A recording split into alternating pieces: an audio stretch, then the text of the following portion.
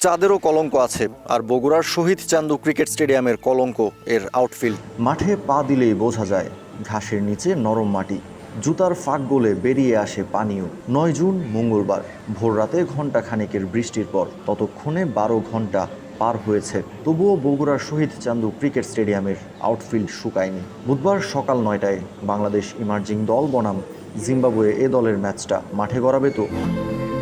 এখানে যদি ঘন্টা দুয়েকও বৃষ্টি হয় তাহলে মোটামুটি দুদিন এই মাঠে খেলা করাবে না, এটা অনেকটাই নিশ্চিত। বুধবার সকালের চিত্র। সকাল 9টায় ম্যাচ শুরু হওয়ার কথা থাকলেও তখন বেলা প্রায় 10:30। বাংলাদেশি স্পিনার রাকিবুল হাসান এবং ইয়াসির আলী চৌধুরী রাব্বির চোখে মুখেও উৎকণ্ঠা। মঙ্গলবার ভোররাতের বৃষ্টির পর 30 ঘন্টা পেরিয়ে গেছে। খুঁটিয়ে খুঁটিয়ে শহীদ চান্দু স্টেডিয়ামের আউটফিল্ড পরীক্ষা করছেন রাকিবুল এবং রাব্বি। তাদের প্রতিক্রিয়ায় বলছে পরিস্থিতি খুব একটা আশাব্যঞ্জক না। কারণ হচ্ছে এখানকার আউটফিল্ডে বলতে গেলে কোনো প্রকার ড্রেনেজ সিস্টেম নেই। বৃষ্টি হওয়ার পর থেকে মাঠ শুকানো, এই পুরো প্রক্রিয়াটাই নির্ভর করে একেবারেই প্রকৃতির ওপর।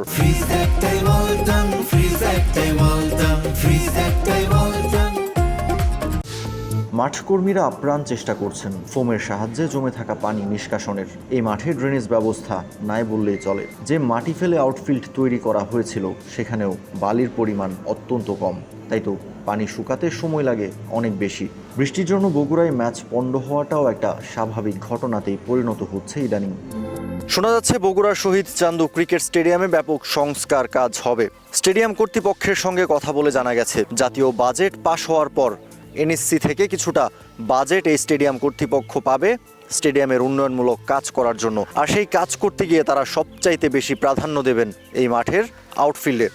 দীর্ঘদিন অবহেলিত থাকা বগুড়া স্টেডিয়ামের চিত্র এবার পাল্টাতে পারে। আন্তর্জাতিক খেলা ফেরানোর লক্ষ্যে স্টেডিয়াম সংস্কারের জন্য এনএসসি থেকে বড় অঙ্কের বাজেট পেতে পারে স্টেডিয়াম কর্তৃপক্ষ।